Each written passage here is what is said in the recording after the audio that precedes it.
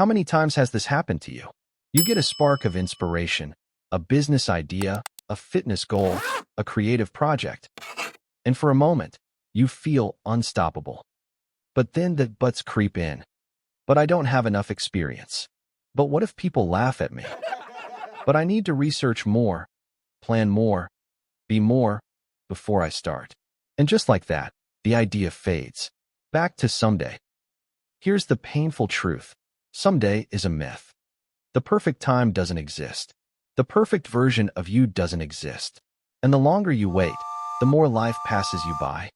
But what if I told you there's a way to break free? To stop overthinking and start doing, even if it's messy. Today, we're dismantling the 5 illusions of perfectionism and replacing them with a battle-tested plan to start before you're ready.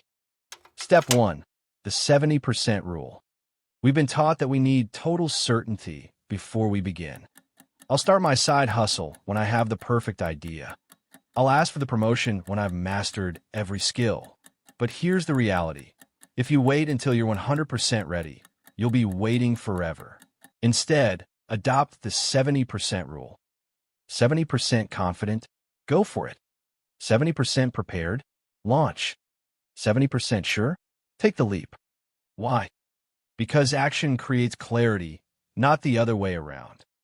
The first iPhone was far from perfect. J.K. Rowling's first draft of Harry Potter got rejected 12 times. Even Beyoncé has off nights. Stop preparing. Start progressing. Step 2. The worst-case hack. Perfectionism is just fear in a fancy coat. We stall because we're terrified of failing, looking stupid, or wasting time. But here's a mental hack. Play out the worst-case scenario. What if you fail? You'll survive. What if people judge you? They'll forget in a week. What if it doesn't work? You'll learn what doesn't. Now ask, what's the cost of not starting? Another year in a job you hate? Another dream collecting dust? Another what if haunting you at 3 a.m.? Fear will always whisper, but courage speaks louder. Step 3. The 5-minute test. Your brain is a master procrastinator. It'll convince you that cleaning your desk is urgent, but starting your novel isn't. Scrolling Instagram is research, but writing your first post isn't.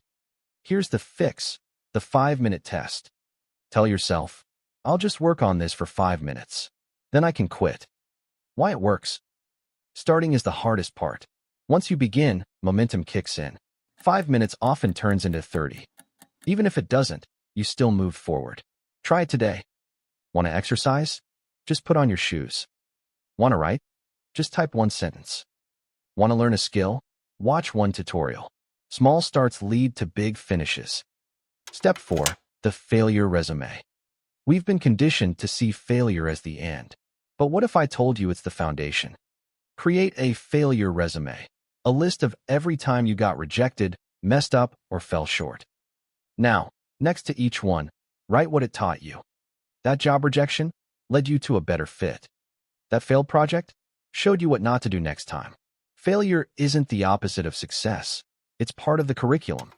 Step 5. The 1% better mindset. We quit because we expect overnight success. But real progress? It's 1% better every day. Didn't work out for an hour? 10 minutes still counts. Only wrote 100 words? That's 100 more than yesterday. Only saved $5? That's $150 in a month. Success isn't a grand gesture. It's tiny choices repeated. So ask yourself tonight, what's one small step I can take tomorrow? Then do it. And watch how those imperfect steps lead to extraordinary results. Imagine yourself 5 years from now. You took the leap. You started before you were ready. How do you feel? Now imagine 5 years of waiting, still perfecting, still hesitating. How does that feel? The only difference between those futures? One decision, to start. So here's your sign. Start messy, start scared, start now.